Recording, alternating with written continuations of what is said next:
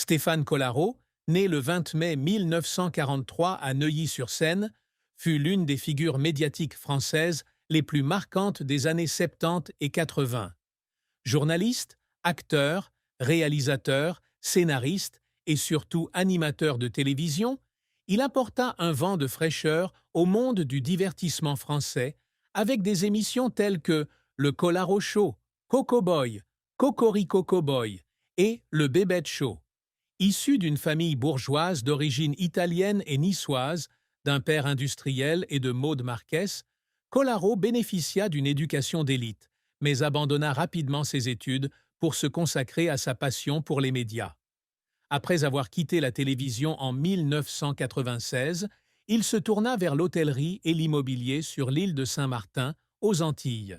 Sa vie personnelle fut également tumultueuse, avec 3 mariages, une fille prénommée Julia et de nombreux défis personnels. Voici l'histoire détaillée de la vie de Stéphane Collaro, de ses plus grands chagrins à sa carrière mouvementée, en passant par ses amours, ses secrets, jusqu'à sa mort et son héritage.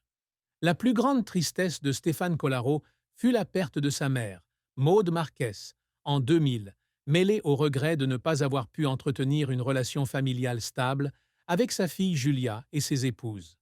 Maud Marquès, femme douce mais inébranlable, fut le plus grand soutien de Collaro au début de sa carrière. Elle l'a toujours soutenu, même lorsqu'il a abandonné ses études de droit pour se consacrer au journalisme. Lorsqu'elle décéda d'une crise cardiaque à l'âge de 78 ans, Collaro fut dévasté. Il se remémora les derniers jours de sa mère, allongée dans son lit d'hôpital, lui tenant la main et lui disant combien elle était fière de lui, malgré les nombreux soucis qu'il lui avait causés. Ces mots le firent fondre en larmes, se sentant coupable de ne pas avoir passé assez de temps avec elle pendant ces années de télévision bien remplies. Après les funérailles, Collaro était assis seul dans son appartement parisien, tenant une photo de sa mère, pleurant en réalisant qu'il n'entendrait plus jamais sa voix chaleureuse. Cette tristesse était aggravée par les divisions familiales. Son premier mariage avec Patricia Lefèvre, la mère de Julia, s'est brisé dans les années 1980, lui laissant peu de temps pour être proche de sa fille pendant ses années de formation. Bien qu'il ait conservé une relation amicale avec Patricia, Collaro regrettait de ne pas pouvoir passer plus de temps avec Julia. Il pleurait lorsque Julia, adolescente, lui demandait pourquoi il était toujours si occupé, et il ne savait pas quoi répondre. 2 mariages ultérieurs, avec Ariel Elia et une femme nommée Stéphanie, se sont également soldés par un chagrin d'amour, lui laissant le sentiment d'avoir échoué en tant que mari et père. Les pressions de sa carrière ont également contribué à sa tristesse. Star de la télévision à son apogée, Collaro fut vivement critiqué pour son style osé, notamment ses séquences mettant en scène les Coco Girls et son striptease controversé de 1984.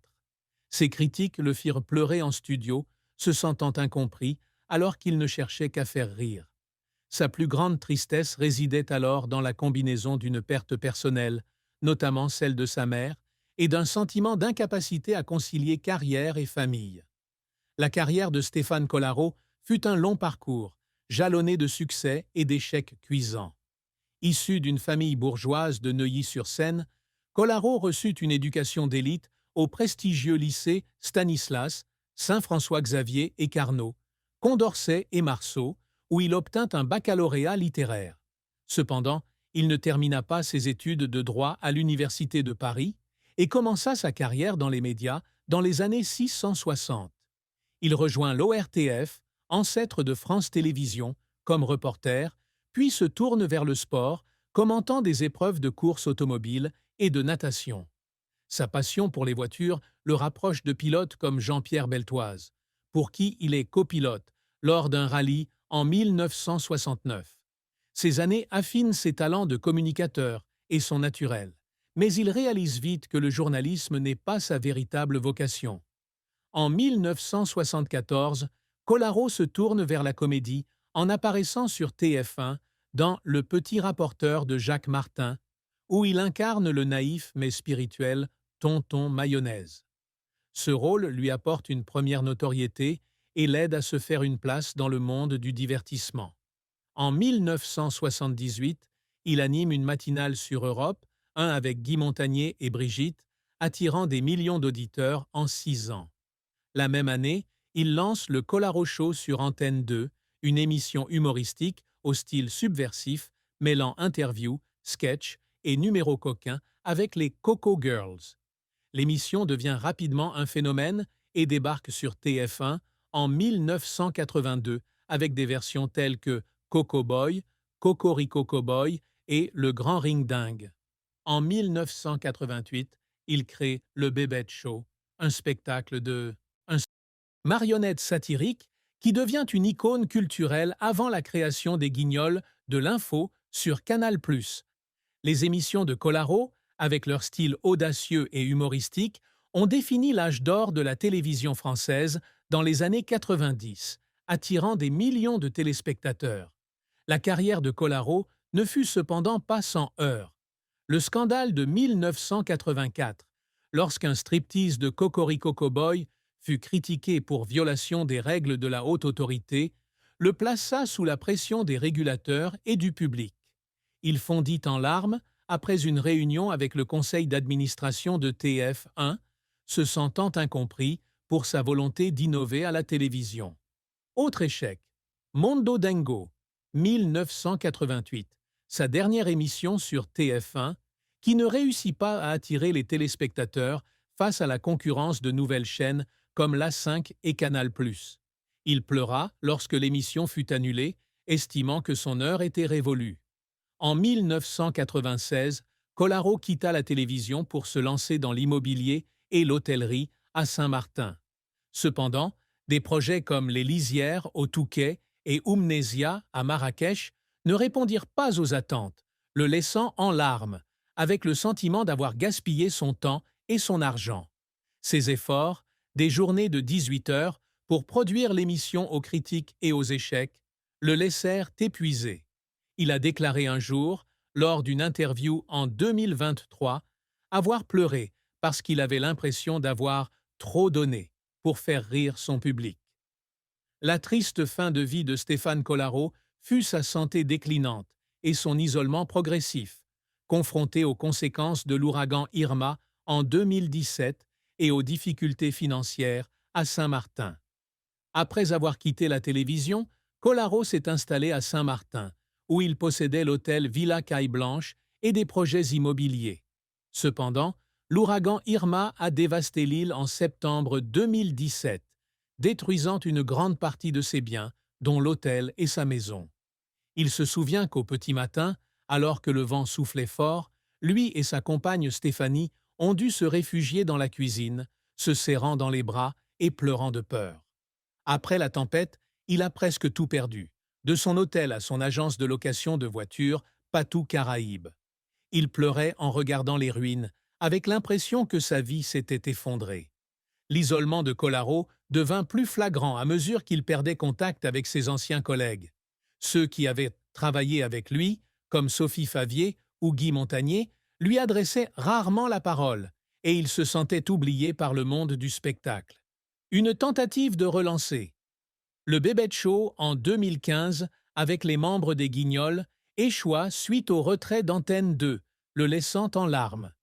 Il vécut tranquillement à Saint-Martin, travaillant à temps partiel et vivant avec sa compagne Stéphanie, mais sa santé déclina avec l'âge et le stress des problèmes financiers, dont un procès fiscal en 2009. La triste fin fut non seulement la perte de sa fortune, mais aussi le sentiment d'aliénation d'une ancienne star, désormais seule en mémoire de ses heures de gloire. L'amour et les mariages de Stéphane Collaro furent une histoire d'amour chargée d'émotions, avec 3 mariages et une liaison tardive. En 1976, il épousa Patricia Lefèvre, une femme extérieure au monde du spectacle, lors d'une cérémonie à Buc, en France, en présence de son ami proche Jacques Martin. Ils ont eu une fille, Julia, née en 1978, qui a inspiré plus tard la société de production Julia Productions. Les premières années de leur mariage ont été heureuses, Patricia soutenant Collaro pendant les heures de gloire du Collaro Show. Cependant, la pression de leurs emplois du temps chargés et la célébrité les ont éloignés, ce qui a conduit au divorce au début des années 1980. Kolarov a pleuré en signant les papiers du divorce, se sentant coupable de ne pas pouvoir passer suffisamment de temps avec Julia et Patricia. En 2004, Kolarov a épousé Ariel Elia, mais leur mariage a rapidement volé en éclats suite à une dispute, le laissant à nouveau dans le deuil, marqué par un sentiment d'échec. En 2008, il a épousé Stéphanie, une hôtesse de l'air de 29 ans, sa cadette. Mais ce mariage s'est également soldé par un divorce en 2015, au terme d'une longue bataille juridique. Kolarov pleurait en évoquant ces divorces, estimant qu'il n'avait pas appris à être heureux. En 2018, il a rencontré une autre femme, Stéphanie, surnommée Fanny, à Paris, et ils ont entamé une relation durable. Stéphanie lui fut d'un grand soutien, l'aidant à traverser les épreuves de l'ouragan Irma et ses problèmes de santé. Cependant, il pleurait à l'idée que son âge pourrait l'empêcher de lui offrir un bonheur durable. Le plus grand chagrin amoureux de Kolarov fut l'échec de ses mariages et le sentiment de ne pas pouvoir en faire assez pour Julia, malgré ses efforts pour être un bon père. Le secret que Stéphane Kolarov avait si longtemps caché était une grave période d'alcoolisme que,